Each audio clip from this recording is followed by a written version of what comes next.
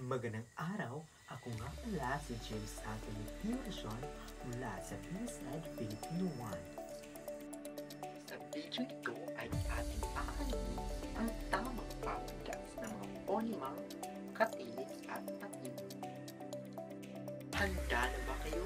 Halina, samahan niyo ako sa pagkatuto. Ang inyong makikita ay ang magsisilbing nating gabay sa pagbigkas ng mga ponimang katilig. Sa pagbigkas ng ponimang katilig, ito ay may paraan at punto ng artikulasyon. Ano nga ba ang punto ng artikulasyon?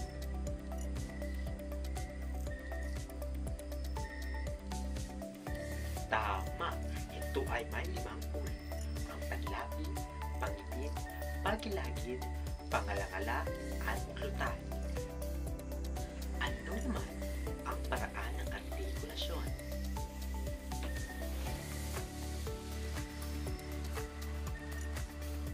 Magnipiko, ito ay may 6 na uri. Ang pasara, pailong, pasutsut, pagilid, pakatal, at malapatin. Sa inyong makikita ay may WT at MT na nangangahulugang walang tinig at may tinig. Ang titig P at B ay nagpapalilang sa punto ng artikulasyon ng panlabi at paraan ng artikulasyon na pasara. Ang titig P ay nagpapabilang sa walang tinig na kung bibigkasin ay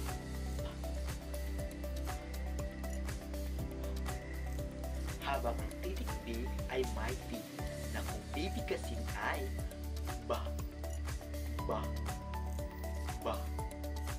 Ang titig M naman ay nagpapabilang pa rin sa punto ng artikulasyon na panlabi ngunit sa paraang pailong at bibigkasin ito na may tinig.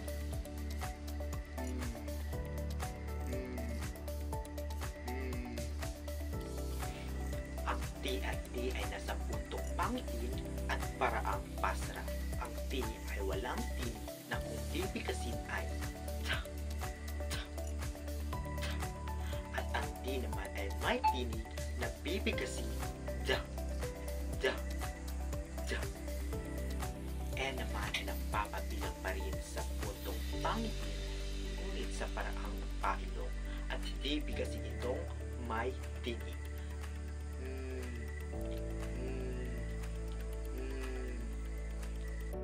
Ang titig S, L at R ay nasa punto ng artikulasyong panggilagid.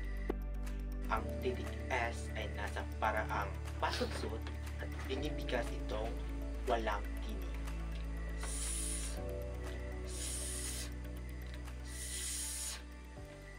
Ang titig L naman ay nasa paraang pagilid na may tinig. Binibigas ito na la, la, la. I naman ay nasa paraang pakatal na may tinig. Binibigas ito na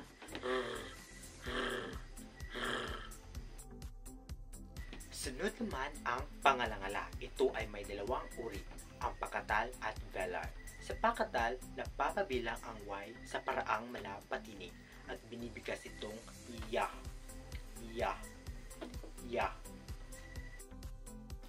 Sa velar naman, nagpapabilang ang K, J, at W. Ang K at J ay nagpapabilang sa paraang pasara. Ang K ay walang tinig na bibigasin k, k, k, k. At ang J naman ay bibigasin may tinig ga, ga, ga. At ang W naman sa paraang malapatinig na kung bibigasin ay wah, wah, wah. Ang panghuling punto ng artikulasyon ay ang glutal, kung saan naroroon ang edge na bibigasin sa paraang pasutsut na walang tinig. Ha, ha, ha.